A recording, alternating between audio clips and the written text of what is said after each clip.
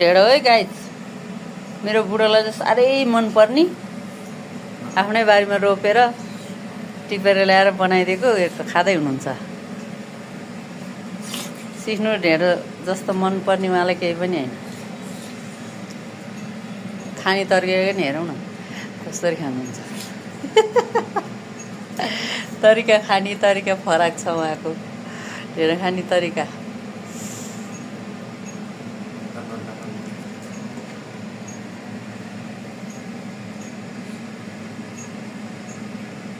ढेँडो है गाइस, मेरो बुढोलाई चाहिँ साह्रै मनपर्ने आफ्नै बारीमा रोपेर टिपेर ल्याएर बनाइदिएको यस्तो खाँदै हुनुहुन्छ।